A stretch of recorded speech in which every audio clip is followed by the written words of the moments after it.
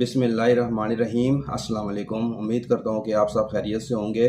आज का मेरा जो मौजू है वो है फोरमैन।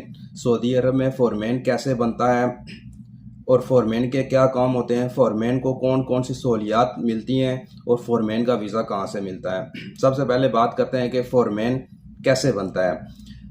आप जब भी सऊदी अरेबिया में तकरीबन ये मान के चलें कि 8 से 10 बंदे एक साइड पे काम कर रहे हैं, जो 8-10 बंदों में जो सबसे ज़्यादा तेज़ होगा, जिसको काम की समझ होगी, जो काम को समझता होगा, उनमें से इंजीनियर जो होता है वो चेक करता रहता है कि इनमें से लेबर है मान के चले, या कोई फील्ड का बंदा काम करता है, जैसे कोई इलेक्ट्रिशियन हो गया, कोई प्लम्बर हो गया, कोई लेबर में से कोई एक बंदा ले लें। जो सबसे इन ग्रुप होता है 8 से 10 बंदों का, उसमें कोई एक बंदा जो तेज़ होता है, जो जो जिसके ऊपर इंजीनियर को ट्रस्ट होता है, कि यकीन होता है कि ये काम मैं अगर इधर ना भी खड़ा हूँ तो इसको काम आता है, ये अगर कोई मसला बन गया तो ये काम हैंडल कर लेगा और अगले बंदों को काम समझा देगा।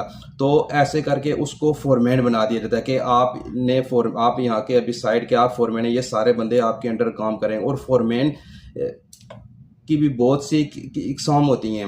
मान के चलिए किस किस्म का फोरमैन होता है। एक फोरमैन होता है जो सिविल का फोरमैन होता है, एक इलेक्ट्रिकल फोरमैन होता है, एक मैकेनिकल फोरमैन होता है। तो अब आते हैं बात दूसरे नंबर पे कि फोरमैन को कौन कौन सी सहूलियात मिलती हैं। फोरमैन को यहाँ पे जब वो काम सीख जाता है, उसके अंडर 8 से 10 बंदे भी होते हैं और उसको गाड़ी मिलती है और उसकी सैलरी भी अच्छी होती है और उसके ऊपर जिम्मेदारी होती है। साइड का जो इंजीनियर होगा वो फोरमैन को काम बताएगा ऐसे करना है, तो फिर फोरमैन ने आगे बंदू को बताना है। अगर बहुत से बंदे काम कर रहे हैं तो उनको किसी काम की समझ नहीं आ रही, तो वो फोरमैन ही होता है जो उनको बताता है कि आपने ऐसे नहीं ऐसे करना है, क्योंकि वो फोरमैन ड्राइंग को समझता होता है और सब कुछ। कहीं पे भी अगर कुछ मसला बन जाता है तो उसको इस चीज़ का पता कि इसको कैसे हल करना है।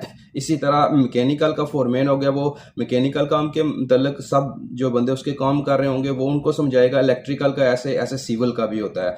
अब बात के फोरमैन का वीज़ा कहाँ से मिलता है। तो फोरमैन की खास तौर पर कोई डिग्री नहीं करनी पड़ती, किसी किस्म का कोई इसमें बात है कि आप पर मुनस्सर करता है कि ऐसे फोरमैन बनता है कि आपको, जैसे मैंने बताया कि कुछ चंद बंदों का ग्रुप होता है तो उसमें से उसको चुन लिया जाता है। तो ऐसे ही उसकी डिग्री को नहीं, उसकी एक्सपीरियंस की बिना पर उसको फोरमैन बना दिया जाता है कि आप लीड मैन हो, अलास इन बंदों को आपने ऐसे समझाना है और काम करना है। तो ऐसे वो फोरमैन बन जाता है।